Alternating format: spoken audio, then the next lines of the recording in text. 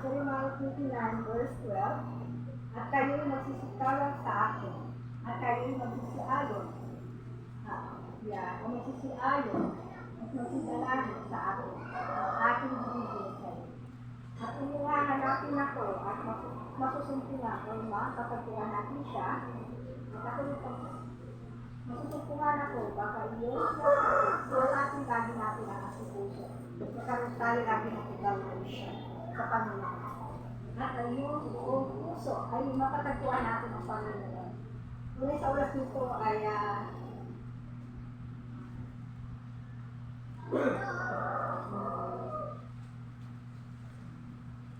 tunay nga napakabuti ng ating Panginoon. Tunay nga na siya ang makapangyarihan. Hello? Okay. Siya ang ating Diyos, wala nang iba. Siya yung ating kalakasan, siya yung nagbibigay ng kapayapaan. Maraming mga struggle at mga problema na ating kinakaharap. Ngunit may isang Diyos na dakila, makapangyarihan sa lahat. Na lahat ng mga bagay na ating pinagdaanan ay tunay na siya lamang ang bibigay na katugunan. Number one sa Jeremiah 12, sinasabi dito, paano tayo didinggin na ating Panginoong Diyos sa ating mga panalangin? Paano ka ba tayo didinggin ng Panginoong Diyos sa ating mga panalangin? Unang-una, para didinggin tayo ng Panginoon, lagi tayong mag-repent. Repentance. Kasi sa maghapon, huwag niyo sabihin na hindi tayo nagkakasala. Minsan, dahil hindi sinasadya. Iba naman yung sinasadya, hindi na yung ayaw. Kumbaga, hindi nakalugod-lugod yun. Kailangan lagi natin magpapalinis ng ating puso sa banal na harapan ng Panginoon. Upang lagi siyang, pag nanahan siya, nandun yung presensya niya. Maranasan mo sa araw-araw o sa oras-oras ng iyong buhay. Pag lagi mong kausapin ng Panginoon, ano bang ginagawa natin sa araw-araw? May oras tayo para kausapin ng Panginoon. At makikita mo na ang Diyos ay buhay. Ang Diyos, ang Diyos ay karanasan. Hindi siya basta-basta na ito'y titinggin ang panalangin ninyo. Depende sa panalangin at hinihingi ninyo sa Kanya. Kung ito'y hindi naayon sa Kanyang kalooban, sasabihin niya hindi. Hindi niya ibibigay yun. Bakit? Kasi baka hindi yun ang nakakabuti para sa'yo. At ito'y malalayo ka sa Kanyang presensya. So minsan, sabi rin ng Lord, no, at maghintay ka. Minsan, ang panalangin natin, pinapahintay tayo ng Panginoon. Kailangan natin na huwag tayong mapagod. Huwag tayong manawa. So, panalangin sa Panginoon, ano ba yung desire ng puso mo? Kasi tinitingnan lang naman ng Diyos yung puso mo, yung panalangin mo. Hindi karaka-raka na ibibigay sa'yo ng Panginoon. Bakit? Kasi baka kung ibigay ng Panginoon ay magamit lang ito sa walang kabuluhan ng mga bagay sa buhay natin. Kaya maghintay ka, ang Diyos kailanman ay hindi nauuna, kailanman hindi siya nahuli. Laging sa tamang oras ang pagbibigay ng Panginoon sa ating mga panalangin. Matagal man ito, pero brothers and sisters, pagkatiwalaan niyo, maraming promises ang Lord sa Biblia. Sige niyo mabuti ang Biblia. Marami siyang mga promises sa atin na mga anak niya na nagtitiwala lamang sa Kanya. Oh, hallelujah.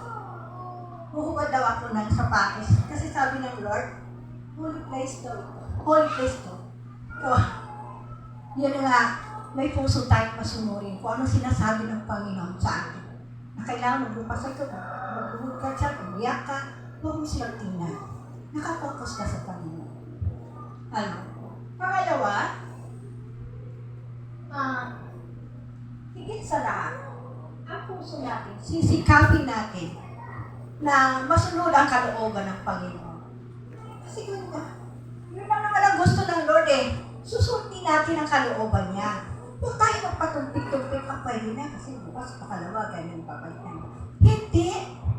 Kasi dito si Lord, pag ikaw may puso gusto mo sa Panginoon na nakatrono siya, siya yung nakasentro sa buhay mo, sa buong pagkatao mo, makikita mo yung presence ni Lord. Lagi mong maranasan, anumang oras, anumang minuto, maranasan yung Panginoon. At kasi, lagi na dati ito nilinisin, repent sa lahat ng ating pagkakasala. Yun na ang gusto ng Panginoon. Magpalinis tayo, may obedience heart.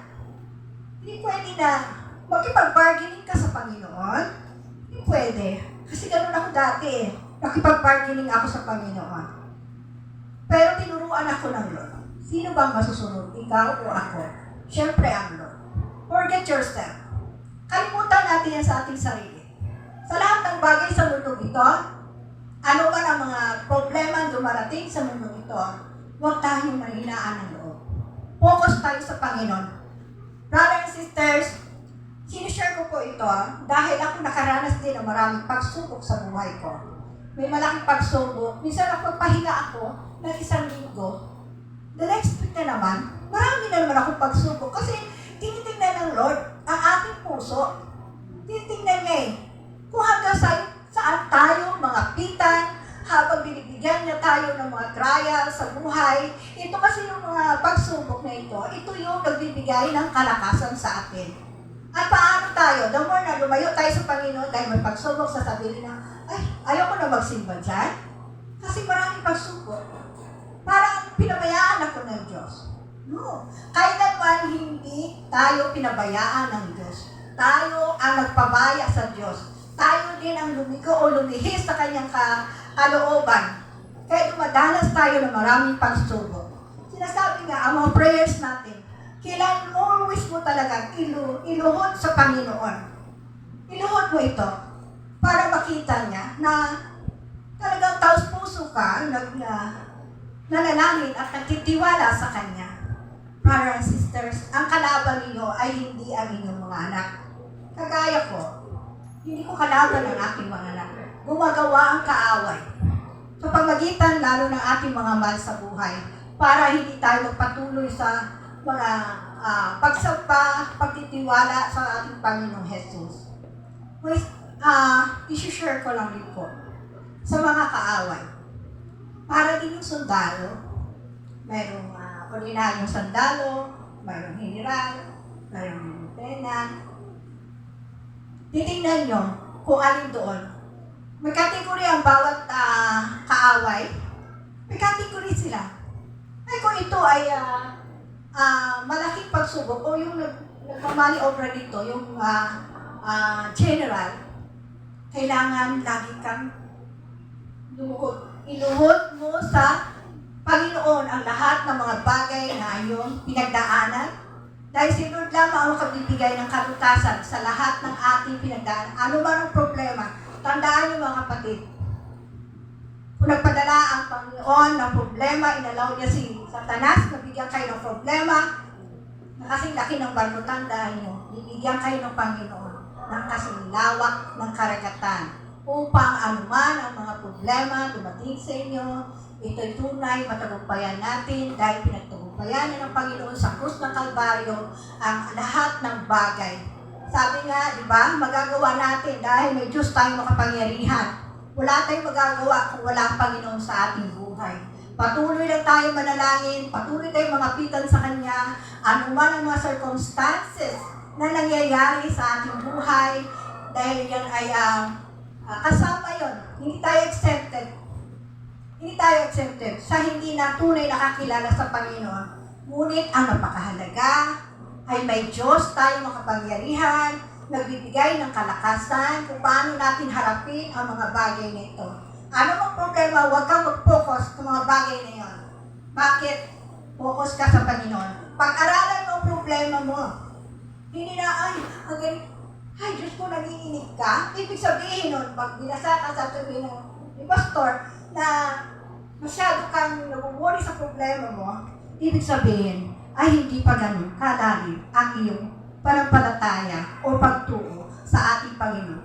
Kasi kung once kilala mo ang Lord, kung sino sa buhay mo, hindi ka problema eh. Hayaan mo problema, sabi nga sa Biblia, hayaan mo ang problema ng problema.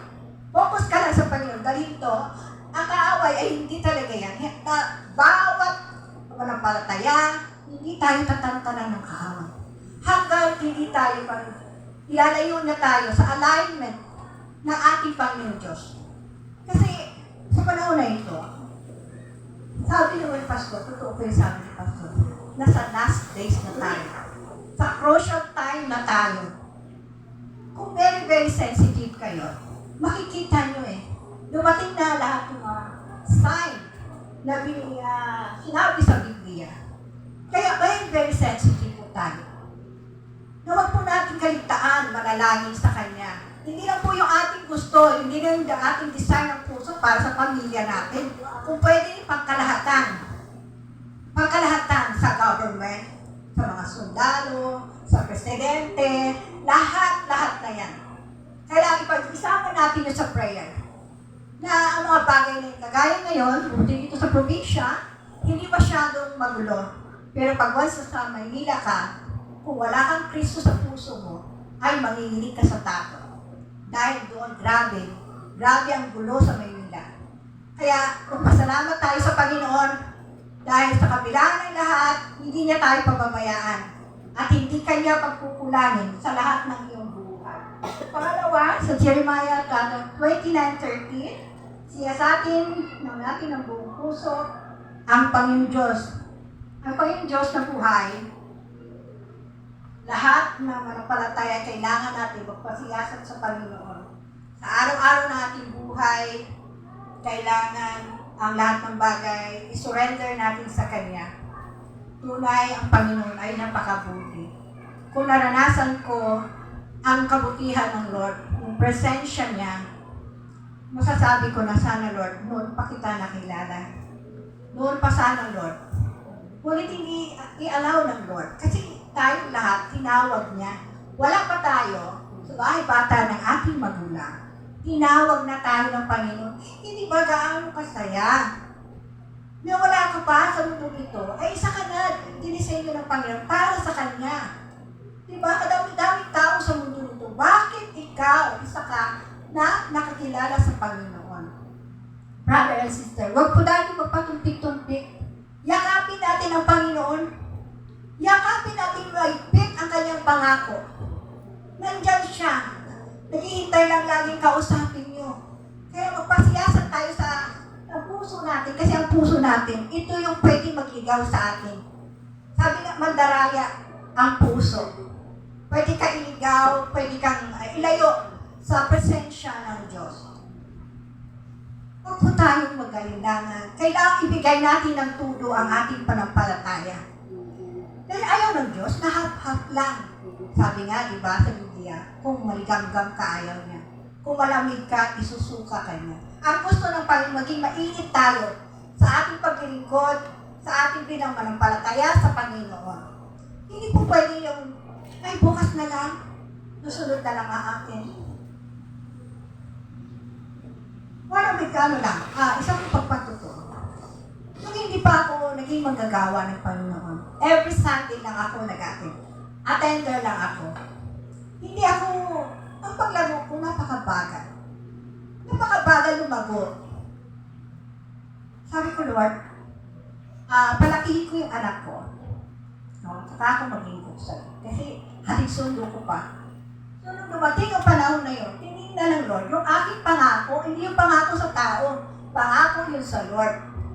So, ibinigay ko ang time. Kasi, actually, kahit gigilin ang ating katawan sa harapan ng ating Panginoon, hindi yun sapat. Ba? Sino tayo para mahalin ng Panginoon? Kahit wala tayo, manatili ang kanyang pagka-Diyos. God's amazing God. Sa kabila ng ating makasalanan, nakasindumi tayo ng basahan, nandoon ang pag-ibig niya. Kapag once tayo ay mag-repent, humingi ng kapatawaran sa lahat ng ating mga kasalanan, nandoon niya nakikita niyo, dalawang kamay, nagsasabi na, anak, halika. Halika sa akin, presensya, magkaroon ka ng kapahingahan. Pahingahan sa sa mga problema, sa buhay, lalo na sa mga mahal sa buhay, napakahirap, totoo lang. So, kailangan ulit, nakapokus tayo sa Panginoon, patuloy natin siyang sambahin sa espiritu at katotohanan. At the same time, sa ating pag-worship, dapat mag-induct tayo sa Panginoon. Sabi nga, hindi ba ni magwala tayo dito sa pag-worship sa Panginoon? Once na tayo lumabas sa ating worship dito sa simbahan nito, ay tayo tahimik. Tahimik. Kasi kumbaga dito tayo nagwawala sa Panginoon yun Si David, tinan nyo nabasa mo ba kay David? Si David sa pag-sobrang worship niya sa Lord, halos nagubad siya. Sinumpaso ng kanyang asawa. Pero nakatingin ka ni David. Tumitingin siya sa Panginoon. At nakita rin naman kung anong ginawa ng Panginoon. Isa siya sa malapit sa puso ng Panginoon, si Haring David. Kaya, dalangin ko lang, brothers and sisters, sa araw-araw ng ating buhay, saliksikin natin ang salita ng Diyos. Dahil ang salita ng Diyos, ito yung nagbibigay ng kalakasan sa atin. Ito yung nagbibigay sa atin kung paano natin harapin ang mga pang-araw-araw na problema sa ating buhay. Ang Biblia, ito yung pagkain ng ating kaluluwa. Diba? Napakakabusog tayo sa pagkain ng physical na pagkain. Bakit hindi natin ugaliin magpakabusog ang ating kaluluwa sa kanyang salita? Kasi ito yung makapagbibigay sa atin ng assurance. Anumang oras dumating ang Panginoon, ay makakasama natin ang Panginoon kung saan man siya naroon. Diba? Sabi ng Panginoon, bago siya umalis, sabi niya, aakyat sa langit, tapos, ang lahat na namampalataya sa Panginoon ay bibigyan niya ito ng matatahan kasama niya. Paano natin yung makasigurado na tayo kasama sa Panginoon pag dumating na siya? Kasi kaharian ng Panginoon dito sa Revelation, sabi niya, bababa ang bagong Jerusalem. Iyon ang kaharian. Hindi tayo aalisin ng Panginoon sa lupa. Kasi nandito tayo. Kasama natin siya. Wala na yung mga buwan, ang araw, ang bituin, malalaglag yan. Ang magsisilbing ilaw na lamang ang kabanalan ng Panginoon sa atin na manampalataya, naniwala sa Kanya, na sa kanila, na hindi natin nakikita pa ang mga pangako niya. Ito'y inanaligan natin na darating ang panahon na tayo'y kasama ng Panginoon kung saan man siya naroon. Di ba napakabuti? Napakabuti ng Panginoon. For example, may karanasan. Naranasan ko na grabe ang naranasan ko sa buhay ko. Ano man ang nawala sa akin. Actually, hindi ako nahihiya. Maging totoo tayo sa Panginoon. Kasi totoo ang Panginoon. Actually, siguro sa iba alam na yung situation ng buhay ko. Nagkaroon ako ng asawa na nalaman ko lately na hindi pala siya malaya. Ibig sabihin, his marriage. So, nung nalaman ko yun, grabe ang depression na nangyari sa buhay ko. Parang pakiramdam ko nun, kahit mamatay siya, kulang pa ang kanyang kamatayan. Parang maibsan ang aking naranasan at naramdaman. Maraming mga pagsubok sa buhay. Inalis ng Panginoon ko ang mayroon ako. Inalis yung mga material things sa akin. Sige, sabi ko, kunin mo. Sabi ko dun sa ex-husband ko, na, sige, kunin mo. Wala kang maririnig sa mga tinaga mula sa akin. Ibinigay ko lahat. Kung ano man ang binigay niya sa akin, property, lahat, ibinigay ko. Although sa umpisa, nahirapan ako. Dahil sanay ako na may pera. Sanay ako mabili ng mga gusto kong bilihin. Kahit gaano mang kamahal. Ngunit pinakita sa akin ng Panginoon na hindi dapat tayo manahan sa mga material things sa mundo ito. Dahil anytime pwede niya ito kukunin. Pwede niya rin ibabalik sa'yo. Kahit lang tinitingnan ng Panginoon ng puso ko. Kung hanggang saan ko, ako mangangapitan sa Kanya. Grabe ang naranasan ko. Siyempre, ang may ex-husband is mayaman. Ano ba na hindi ko kayang ibigay sa mga anak ko, kayang-kaya niya ibigay. Thankful ako kay Lord. Kasi kahit ganon, ang nangyari sa buhay ko, nakapag-aral sa magagandang universidad ang aking mga anak. Ano man ang nawala sa aking kapatid, hindi ko yun. Todo mahirap. Halos mawalan ako halos mahulog ako sa depression nung panahon na yun. Gusto ko siyang patawarin. Kasi naglilingkod ako sa Panginoon. Ayun ng Panginoon na maglingkod tayo. Walang ma-hindrance sa ating puso. May galit. Ayaw naman. Ayaw naman. Gusto niya linisin yung puso mo. Kung hanggang saan ka, mawala man ang mga material things na tinatamasa mo. Brothers and sisters, doon ko nakita ng Panginoon kailanman hindi niya ako pinabayaan. Hindi man ako bibigyan ng allowance ni 5 centimos. Pero hindi ko alam kung bakit nakakapunta ako lagi sa church. Kasi yun ang isa ng puso ko na maglingkod sa Panginoon. Na siya lamang ang Diyos na makapangyarihan. Kaya wala akong magagawa. Ayaw pumunta sa impyerno. Kaya parang matansikan lang ako ng mantika, sasabihin ko, ay, mainit pa ito sa impyerno. Sa totoo lang. So, to make story short, sabi ko sa kanya, sa tatay ng aking mga anak, paaralin mo ang aking mga anak. Sa gusto nila, kung gusto nila ng course, wala namang problema. Pinapaaral niya ito. Kahit sabi ko, kahit hindi mo bigyan ng mga mana, ang mga anak ko, wala kang maririnig sa akin. Basta importante, makatapos sa mga anak ko sa kanilang pag-aaral. At sinabi ko sa kanya, pwede tayong maging friend na lang. Kasi hindi pwede. Kasi may anak kami. May anak kami. So, nung time na kami, hindi kami nag-uusap, panahon na yon, ang bahay namin napakalungkot. Hindi kagaya nung araw na pagsama-sama kami, lunch, dinner, lumalabas kami linggo kung saan kami nakakarating. Masaya ang aking mga anak.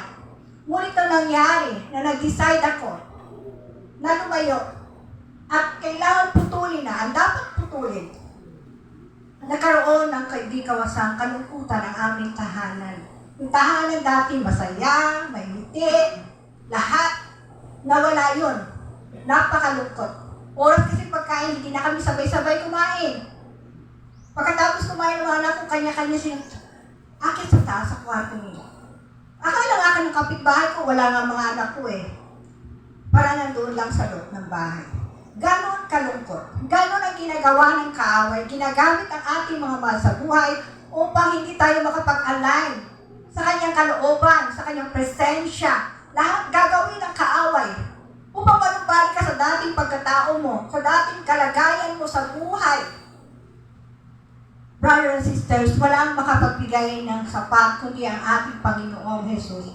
Hindi sa mga material things ang kaligayahan natin, kundi sa salita ng Diyos na nagbibigay sa atin ng kalakasan sa ating pang-araw-araw na buhay. Ang kapayapaan, uli ko nga sasabihin sa inyo, ang kapayapaan hindi po yun mabili sa palengke. Hindi po yung mabibili sa grocery. Hindi po yung mabibili sa mga magandang damit na anuman ang gusto mo. Hindi doon yung kaligayahan. Kundi ang kaligayahan, nandoon yung sa kabila ng maraming problema, may peace of mind ka. May kapayapaan ka na binibigay ng Panginoon sa buhay mo. At makikita mo, ang Panginoon kailanman hindi nagpabayad. At makikita mo ang pamilya na muna magulo, ay muli ibabalik sa inyo ng Panginoon. Muli tinitingnan lamang ng Panginoon inyong puso. Kung hanggang saan ka mangangapitan. The more may problema tayo mga kapatid. Magbasa tayo ng banal na salita. Makikita mo dito yung promise ni Lord. Pag mo sinisaliksik mo yung ang banal na salita, itong Biblia, tunay na lulalalim ka sa iyong pagtitiwala sa Panginoon. Tunay, napakadakila ang Panginoon. Ulit nga sinasabi ko sa iyo, nung time na dumanas ako ng depression, sinasabi sa akin ng kaaway, pupuntahan, malapit ka lang naman sa flyover eh, tumalon ka. Totoo yan.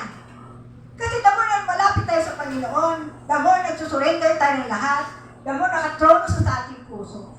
Ang presensya ng Lord, mararanasan mo. Kahit anong ginagawa mo, maranasan mo. Why? Kausapin mo lagi ang Lord. Ganun na nangyari sa akin. Doon na, yung iba, di ba, pag once may problema, lumalayo sa Lord. Hindi yan ang solusyon. Ang gusto ng Panginoon mo, na bigyan ka ng problema, mga pagsubok sa buhay mo, ay ibibigay mo ang iyong buhay sa Panginoon. Maglingkod ka sa Lord. Yun na naman ang gusto ng Panginoon eh. Ilagay mo siya yung number one. Pag hanggat hindi nyo alam kung sino ang number one sa buhay nyo, wala. Ang buhay mo, para kang bangka na sa gitna ng dagat. Naglulumpa-lumpa. Kasi wala nga tunay na pananalig eh. Kumbaga 50-50 lang. Pero pag once na mananalig ka ng tunay sa Panginoon, kilala mo siya, kung sino talaga siya, ukayin natin siya parang balot, magpapakita mo. Magre-reveal ang Diyos kung sino siya, at doon mo siya panghawakan ang kanyang salita. Tunay nga napakabuti ng Panginoon. And to make story short, nagkasundo kami ng aking ama ng aking mga anak. At ngayon, hindi man kami kagaya ng dati na parang very, very close. Pero, sa gabay patnubay ng Panginoon, si Franz, nakakilala na siya sa Panginoon. Kasi, dinidisciple siya ng kanyang kaibigan na pastora na rin. So, glory to God. Kasi, pinanalangin ko rin sa Panginoon na siya man ay makakilala sa Panginoon. At, ulit nga, mga kapatid, huwag natin pabayaan ang Panginoon sa buhay natin. Huwag tayong lumayo. Lagi natin yakapin ang kanyang pangako. Yung presensya niya na lagi natin maranasan. Dahil ang lahat ng bagay, anuman ang pinagdaanan mo, ma-amaze ka sa Lord. Kasi, masusolusyonan ng Panginoon. One of example, si Job. Sa sino mga manampalataya dito sa atin, hindi naranasan natin ang nangyari kay Job. Si Job ay mayaman. May ito siyang anak, marami siyang ari-arian. Sabi sa Panginoon, kay Satanas, sabi niya, anong ginagawa mo? Bakit nagpulot pa rito ka sa langit at sa lupa? Bakit pababa, akyat baba? Sabi ng Panginoon sa kaaway. Sabi ng Panginoon, nakita mo ba ang aking lingkod na si Job? Di ba siya kagaya? Naiiba siya sa lahat. Sabi ng kaaway, kaya naman siya naging sa'yo faithful Kasi pinagpapala mo siya. Pinapayaman mo siya sa lahat ng bagay. Diba? Sabi ng Panginoon, sige, hayaan kita.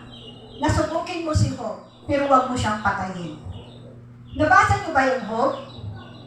Grabe, di ba? Inalis ang mga 7 niyang anak. At ang kayamanan niya, inalis. At ang asawa niya, iniwan siya. Nagkaroon pa siya ng sakit. Sakit na hindi basta-basta. Nagkaroon ng bukol na may mga uod sa kanyang katawan. Alam niyo ba, brother and sisters, pag lumabas yung uod, sa katawan niya, ibinabalik niya ito. Totoo. Di ba? At doon nakita ng Panginoon na sa kapila ng nangyari sa kanya, nandun pa rin talaga ang pagtitiwala niya sa Panginoon. Sabi nga niya, dumating ako sa mundong ito na hubad. Uwi ako sa iyo na hubad. Totoo yun, brother and sisters. Nung tayo dumating sa mundong ito, hubad tayo. Wala tayong kayamanan na dinala. At sa ating pagbalik, sa ating may likha, hubad din tayo. Dahil ang pinaka-importante dito, maidalisay natin ang ating puso upang ang ating kaluluwa sa pagharap natin sa Panginoon ay tunay na napaka-dalisay ito at masasabi ng Panginoon sa inyo na halika, my people's servant. Diba? Gaano kasaya, gaano kaligaya kung tayo sa Panginoon. Lagi na tayo mga pita. Huwag niyong hayaan na palayo kayo sa Panginoon dahil sa problema, dahil sa kahirapan, dahil lahat ng tao ay dumadanas ng kahirapan. Ang masaya lang dito, makabuti lang dito, ay may Diyos tayong makapangyarihan. Huwag po natin hayaan na unahin natin yung mga bagay sa buhay natin. Binigay ng Diyos ang 6 na araw. Hindi pa ba sapat yun? Isang araw lang inihingi ng Diyos, pero wala pa pa nga isang araw eh. Oras lang. Nakakalungkot na hindi natin ito maibibigay sa Kanya. Yun ang minsan ba, brother and sisters, na itanong nyo ba sa ating Panginoon? Ako kasi nagtanong ako sa Panginoon eh. Sabi ko, Lord, bakit ako narito sa lupa? Anong purpose ko? Bakit narito ako? Ano po, Panginoon? Ipakita mo sa akin. Ipakita ang Panginoon. Magre-reveal siya kung anong purpose mo. Ang purpose niya, bakit nandito ka, idinala ng Panginoon sa lupa? Hindi na tayo nabubuhay sa ating mga sarili. Kung nabubuhay tayo sa ating Panginoon, yun ang mahalaga. Ano mga purpose na yon? Pagtikulan mo ang Panginoon. Mabahagi ka ng salita ng Panginoon. Huwag natin ikahiya ang salita ng Panginoon. Hindi natin kailangan maging pastor. Hindi natin kailangan maging deacon. O ano pa man, para pagtikulan, tayo ang katuwang ng ating pastor sa paglaganap ng kanyang mabuting balita na libre na binigay ng Panginoon sa bawat isa sa atin na nagtitiwala. So yung buhay natin, gamitin natin ito para sa kanyang kalwalatian.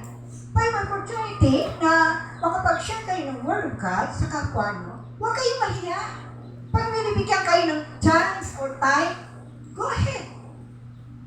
Takapin man o hindi. Wala ka nang pananagutan sa Panginoon. Wala ka nang accountable kung ano mo na mangyari. Basta na bahagi mo ang salita ng Diyos sa kapwa mo na nangailangan, na hindi mo pala alam na sila pala ay nakaranas pala ng mabibigat na problema at gusto na nilang magpakamatay. Ngunit, ikaw sinugo ng Panginoon sa tao na yon upang magbahagi ng salita ng Diyos. Gaano kabuti ang Diyos? Naranasan mo. Naranasan ko po yun. Bahay ko, hindi ako nahiya na i-share ang Word of God. Kasi kung saan ako nakatira, ang mga kapitbahay ko, bihira kami nakikita. Magkita mo kami, hi, say hello, pasok na agad. Ganon. Wala kang makitang pag-alagala ng tao sa kalsada. Ngunit, alam mo, pag may chance ako, kahit makatulong nila, sinishare ko ang salita ng Panginoon. Hindi dapat natin ito salinin, di ba? Binigay sa atin na libre. So, ibahagi natin ito ng libre sa Kanya. Ibahagi natin sa ating kapwa. Yun ang paglilingkod natin sa Panginoon. Na maging masigasig tayo na taga-winning soul. Mawin natin ang mga soul na hindi pa nakakilala sa Panginoon. Kagaya ng inyong mga kapatid, mga anak, kailangan iluhod mo yan para makakilala sa Panginoon. Basta patuloy lang ang magdasal. Sabi nga ng Panginoon, huwag mong ipagulan ang pag-share ng gospel at panalangin sa bawat isa dahil hindi mo alam sila pala ay nakadanas sa mga pagsunod. Kaya, sa wangin ito mga kapatid, lagi po natin tandaan kung bakit narito tayo, kung narito tayo sa lupa, na dapat ay tayo yung katuwang ng ating pastor sa lahat ng ministry niya. Kailangan magpagamit tayo sa Panginoon, maging malalim tayo sa kanyang salita. Kung attender ka lang 100%, hindi ka lalagot. Ako, hindi ako lumagot. Nag-attend na ako ng linggo. Pauwi ako sa bahay. Ganun lang. Pero pag once na kayo ay naglingkod sa Panginoon at nangako, hindi kayo nangako sa tao, hindi kayo nangako kay pastor, kundi sa Panginoon. Tandaan niyo, brother and sister, maranasan ninyo ang pagkilos at galaw ng Panginoon. At hindi nyo rin sa Lord na kung ano yung kaloob niya na ibinigay sa inyo. Sa inyong, ano po yung kaloob? Hindi ko I'm sorry. Yung gift na nagmumula sa ating Panginoon. Yan ay papalaguin sa pamagitan ng Lord. Hindi nyo papalaguin ka. Kung ikaw ay prayer intercessors, maglingkod ka sa prayer. Kung ikaw giver, maglingkod ka sa pamagitan ng pagbibigay. Kung ano mga bagay na ibinigay sa atin ng bawat isa ng Panginoon, ito'y magamit nawa sa kanyang kalawalatian at sa mga parangalan. Kung ikaw man ay ginamit ng Panginoon, may regalo ka na mag-winning soul, gawin mo. Pagwas kasi sa kaluluwa na ating may balik sa Panginoon. Tunay pa ang Diyos, ang laksang-laksang anghel, ay nag-celebrate yun sa langit. Kasi ang Panginoon hindi hindi na nagtatangi ng tao. Tayo mananampalataya at hindi nakakilala sa Panginoon. Mahal na mahal ng Panginoon. Kaya, siguro hanggang ngayon, hindi na sa crucial time na tayo, pero ayaw kasi ng Lord mapahamak ang tao eh. Gusto ng Lord, lahat ng tao sa mundong ito ay magsama-sama, makakilala sa Panginoon upang hindi nila maranasan ang pagdating ng Panginoon. Napakalungkot pag dumating ang Panginoon na hindi kanya natagpuan. Sabi nga ng Panginoon sa aking pagdating, may matagpuan pa kaya ako na tapat na malingkod ko. Kasi pagdating ng panahon, tayo mananampalataya, susubukin tayo. Why? Naniniwala ba kayo pagdating ng panahon? Ang Panginoon at ang kaaway ay makipagbaka sa mundong ito. Lilinisin ng Panginoon ang mundong ito para ito ay magamit sa kanyang mga anak na nagtitiwala sa kanya. Nakakatakot. Nakakatakot ang pagdating ng Panginoon na hindi tayo 100% nakatrono si Lord sa ating puso. Pwede natin maranasan ang maranasan ng iba. Yung sinasabi nga sa pagdating ng oras, ang mga kampo ng Satanas at ang mga laksang-laksang anghel na kasama ng Panginoon ay makipagbaka dito sa lupa. Sino yon? Yung mga anti-Christ na hindi ito nagtitiwala sa Panginoon. Brother and sisters, kung kayo, mag-search kayo, research kayo. At ngayon, alam mo ba, ang Germany at ang Turkey nag-aaway sa rebulto ng Satanas. Ngayon, nakikita nyo na hindi ko na lang sasabihin. Sorry. Kasi sa Olympics, kasi nasa ibang bansa, may mga ritual kasi ng mga anti-Christ. Makikita nyo kung sino ang anti-Christ. Hindi siya magpapadala sa iyo na pangit. Yung sinasabi nila, si Lucifer, pangit. Hindi. Ang meaning ng Lucifer, isa siya napakagandang ilala o anghel sa langit. He's a shining star. Si Lucifer, ibig sabihin. Akala nila pangit siya. Hindi. Minsan gumagamit ang kaaway ng magagandang mukha para tayo ilayo sa presensya ng Lord upang hindi tayo maka-align. Marami din ginagamit ang kaaway na maging, like example, yung addiction sa social media. Wala nang oras para manalangin. Text ng text, scroll ng scroll, manood ng mga bagay. Isa rin yun sa Diyos-Diyusan natin. Kung hindi tayo aware, isa sa Diyos-Diyusan na wala ka ng oras sa Panginoon, tuwing linggo ka na lang may oras, maging aware po tayo. Suriin po natin ang ating sarili. Dahil isa rin sa ginagawa ng kaaway para ilayo tayo sa Panginoon. Para mag-backslide tayo na hindi na tayo mag-church, hindi na rin tayo, wala na rin oras para sa Kanya. Actually, hindi lang yung backslide na hindi na sa church. Marami din mga kapatiran, mananampalataya na backslider. Atin lang yung paglinggo, pakitang tao. Tapos totoo, hindi naman tumalag ang salita ng Panginoon. Hindi ito na-i-apply sa araw-araw na ating buhay. Brothers and sisters, sana lupin ang Lord. Ang mga pag-share ng Word of God, kailangan natin ito i-treasure natin ito. Na parang ginto, higit pa sa ginto. Kasi ito yung kaluwasan ng ating buhay, ng ating kaluluwa. Kasi ang katawan nito mabubulok. Muli kung sa Panginoon ka, darating ang panahon, mabibigyan ka ng Panginoon. Let's say, mamatay ka man, at least, nasa Panginoon ka. Pagdating mo na ng judgment, buhay ng Diyos ang lahat ng mga patay, pati ang buhay, i-judge tayo ng Panginoon. Bibigyan tayo ng bago katawan na hindi nabubulok. Na tayo, makikita mo, ang Diyos napakabuti sa buhay ng bawat isa sa atin. Kaya lang, nga ulit, lagi natin purihin ang Panginoon.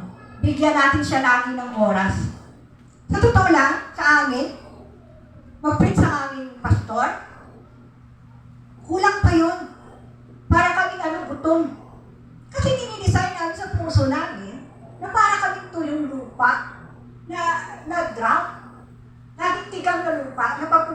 ng ulan, ay lagi namin inaano. Ano yung ulan? Ito yung salita ng Panginoon. Ang puso natin, dapat para mato yung lupa. Sabi nga sa awit, di ba? Sabi na to, O Diyos ko, ang aking kaluluwa ay lagi nawa hanapin na yung salita na para kaming mga usa, na mga hangos, na uhaw sa tubig. Gano'n nawa ang kaluluwa namin sa iyong mga salita, sa iyong presensya.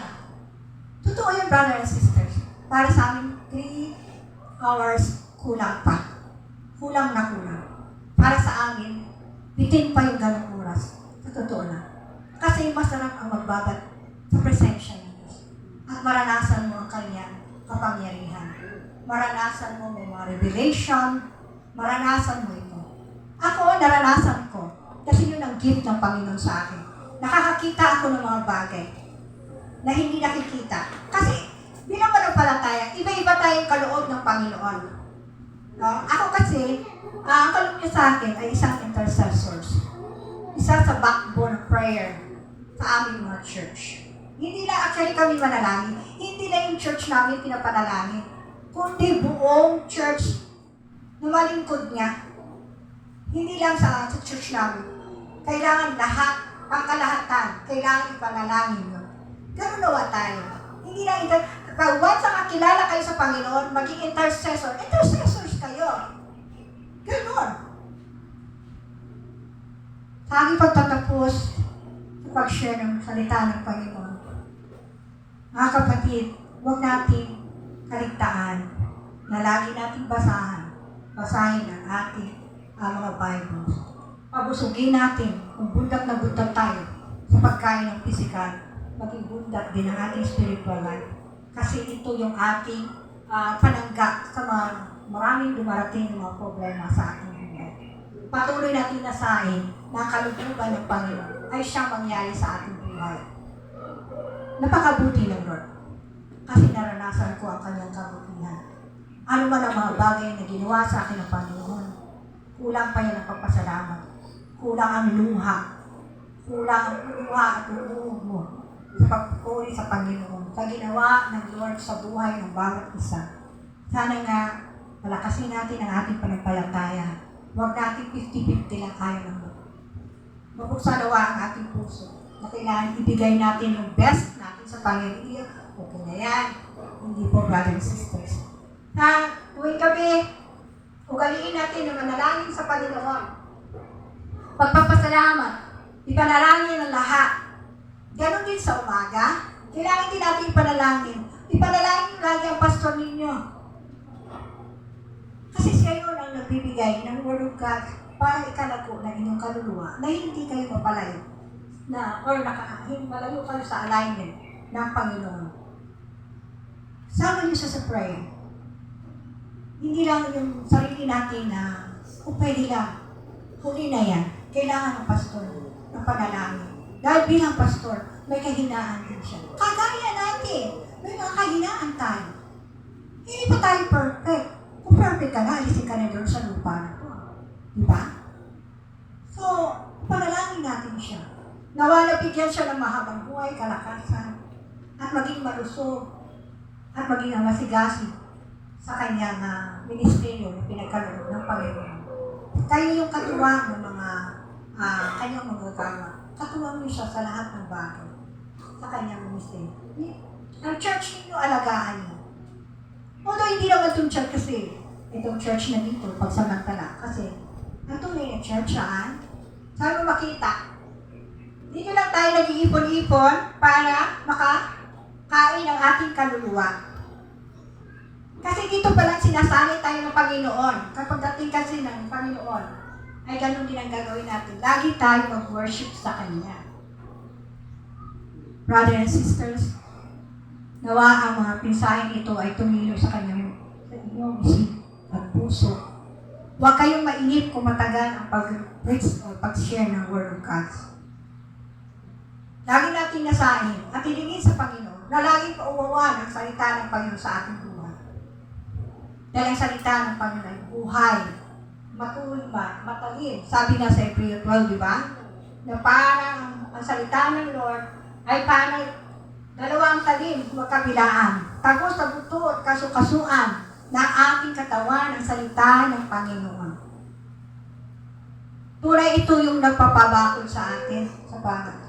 Tuwing hiwain tayo na salita, kung sabihin ng Panginoon, mga salita niya makatama sa atin, nabibigay ng mga mensahero.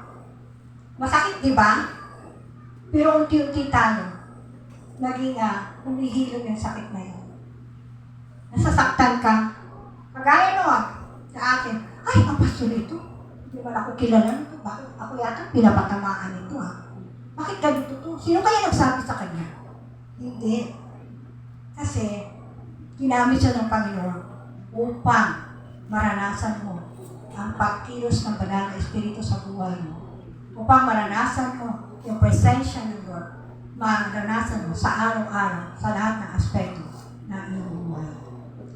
And muli, i-share ko lang din, last na lang po sisters, maging tapat po tayo sa anumang kaloob natin sa Kanya. Kahit sa offering, maging tapat po tayo. Totoo yan. Maging tapat tayo sa Kanya, hindi yan tayo pagkukulang. Walang sakit ang mga anak mo, peaceful ang buhay mo. Yan ang pangako ng Panginoon Sa Malakay 3:10, diba? Ibigay mo yung tithes and offering. At anong gagawin ng Panginoon? Subukin ninyo ako kung hindi ko ihulog sa durungawan. Bakit durungawan ang ginamit ng Panginoon? Kasi sa bahay natin marami ang bintana. Ang pintuan, 2, 1 lang. Diba? Ibig sabihin, doon niya ibubuhos yung pagpapala. Magtataka ka na lang. Ako dati, example, na-experience. Sorry po. Kung tutusin ko, magbigay ako ng tithes, tingin ko napakalaki Napakalaki. Magbibigay ka ng 1,000 a week. Pakalaki, diba? Pero pag ang tinama ng Diyos, pagpapatama tayo ng ating puso, maliit lang pala yun. Kumpara. At makikita mo yung biyaya na ibabalik sa'yo ng Lord. Hindi lang sa material things. Payapa ka, walang sakit at karamdaman. Hindi ka nauubusan ng mga pangailangan mo sa araw-araw. Ang pagpapala kasi, hindi lang sa pera. Sa kalusugan, kalakasan. Nagkasundo at mamahala, naging kaisa ang bawat pamilya sa bayan. Hindi lang sa pera. At nakita mo, yung may mga sakit at karamdaman na dahil sa panampalataya mo, dahil ikaw ay naging tapat, makikita mo. Unti-unti kang pinapagaling ng Panginoon sa iyong mga sakit at karamdaman. Basta buong puso ka lang magtiwala sa Panginoon. Ang lahat ng bagay, surrender mo sa Panginoon.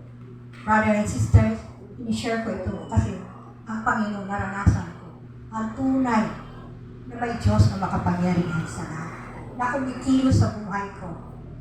Glory to God. Sa buhay ito, sabi ko lagi sa Panginoon, mold me and use me. Ayon sa kalwaltian mo. Gamitin mo ako, Panginoon. Ayon sa kalwaltian mo. Tulungan mo ako maging patay na sa sarili ko. Laman. Kasi ang laman yun itong kalaban natin Diba? Ang spirito, malakas, ngunit mahina ang laman. So, ang wala tayong gagawin kundi, lagi magpapakumbaba, humingi sa Kanya ng kapatawaran, everything surrender mo sa Panginoon dahil hindi mo yung kaya. Kaya lahat ito, mga bagay sa ating buhay, siya nawa ang mabigyan ng kapunihan. In Jesus' name. Thank you. Glory to God. Hallelujah. Amen. Thank you. Thank you, Lord. Pasensya na kayo. Kasi experience kasi, matagal kami talaga nakikinig ng salita ng Diyos. Hindi kami napapagod. Kulang ang 3 oras. So, Maraming salamat, Sister Nerissa, sa salita ng Panginoon. Sandal mo, Sister.